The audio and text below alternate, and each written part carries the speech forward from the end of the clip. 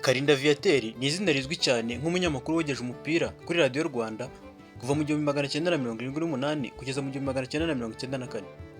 Yabaye ikirangirire kubera amagambo yazanye n'ubu agikoreshwa mu kogeza umupira nka rwanyeganyeze, kurengura umupira, urubuga rw'amahina, ruhago, umurongo w'aba gatanu, kwamurura inyoni, imboni, inguni, urushundura, imana y'ibitego, kunobagiza agapira, rwari ruhiye ndetse n'ibindi.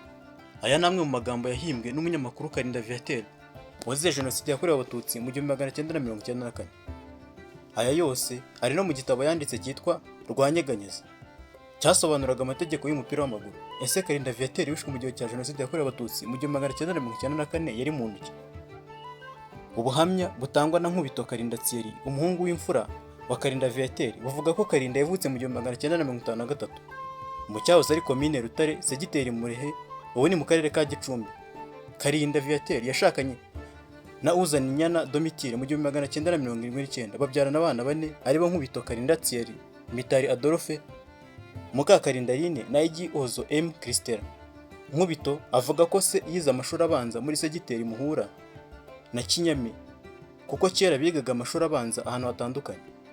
Amashuri yisumbuye yayize muri seminari nto ya Mutagatifu Dominico Savio ku Rwesero.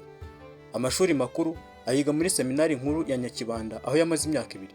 Nyuma yaje kujya kwiga imyaka 3 muri kaminuza nkuru y'u Rwanda i Butare, aho yakurikiranye ishami ry'indimi kugeza mu 1977. Aharangije ajya gukora mu kigo cy'igihugu cy'itangazamakuru Orenfort. Nkubito Thierry avuga ko se yaje kujya mu ishuri rikuru ryitwaga Institut Supérieur Catholique Pédagogie Appliquée Inkumba, aho yayize icyiciro cya 2 cya kaminuza mu ndimi. Aharangije yatoranyijwe mu bagombaga kwitabira amahugurwa y'amezi 9 yabereye mu Bubiligi, aho yarajyanywe no kwiga bya televiziyo yari igiye gutangizwa bwa mbere mu Rwanda icyo gihe. Yavuye mu Bubiligi mu 1989. Karinda Viateur yahise aba umunyamakuru w'imikino kuri televiziyo y'u Rwanda, ahava mu mpera z'umwaka w'1993 agizwe umunyamakuru uhagarariye Orenfort mu cyahoze ari Prefegitura ya Byumba. Nk'uko tubikesha inama y'igihugu y'itangazamakuru mu Rwanda, Karinda Viateur yakoze kuri televiziyo Rwanda mu ishami rya documentation, nyuma aza kuba umunyamakuru w'imikino. Azwi cyane nk'umunyamakuru wogezaga umupira w'amaguru bikanyura abawumvaga. Yakanguriye ibigo binyuranye gukora amakipe y'imikino, aho yashinze ikipe y'umupira w'amaguru yitwaga Imboni muri Minisiteri y'Itangazamakuru Mininfor. Dore uburyo Karinda yishwe mu gihe cya jenoside yakorewe abatutsi mu 1994. Nkubito, umuhungu wa Karinda Viateur, avuga ko mbere y'uko jenoside yakorewe abatutsi mu 1994 itangira, ngo bari batuye Kivugiza ya Nyamirambo mu mujyi wa Kigali. Muri jenoside, Karinda n'umuryango we babashije guhunga Kigali bajya muri Philosophicum i Kabgayi, bayifashijwemo n'abari inshuti ze zirimo n'uwahoze ari umuyobozi wa seminari ya Kabgayi, bari bariganye mu seminari nkuru ya Nyakibanda. Nkubito avuga ko i Kabgayi hatangiye kujya haza ibitero by'intera hamwe cyane cyane muri Philosophicum, bikaza gutwara abantu bakajya kubica. Karinda nawe yiciye hamwe n'abandi bapadiri benshi bari bahungiye muri iyo seminari, aho baje barabafata babajyana kubicira mu by'Imana mu karere ka Ruhango. Nkubito agira ati, hari tariki 24 Mata mu 1994. Nari muto cyane, nigaga mu mwaka 4 w'amashuri abanza, ariko ibyabaye ndabyibuka. Igitero cyiza ndabyibuka cyane.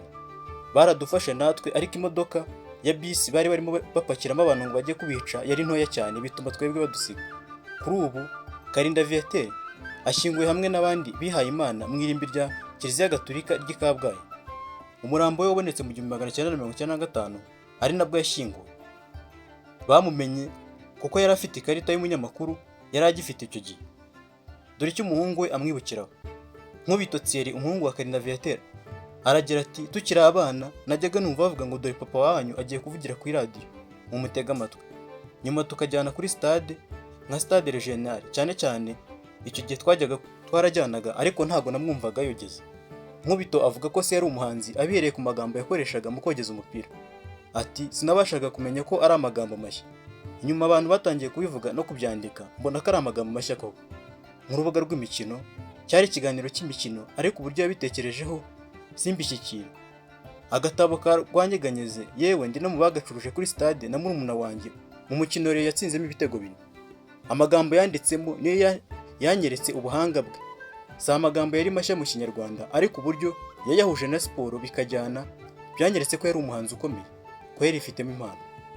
Dore amwe mu magambo amenyerewe ubu mu mukino umupira w'amaguru yacuzwe na Kalinda Viateur. Irya mbere ni rwanyeganyeza, aho biba bisobanuye yuko umupira winjiye mu izamu n'ikimenyimenyi ukomye ku rushundura rukanyeganyega. Irya kabiri ni ukurengura umupira, dégagement aimé, igihe umupira warenze imbibi z'ikibuga umukinnyi akawufata mu ntoki akawuhereza mugenzi we n'imbaraga.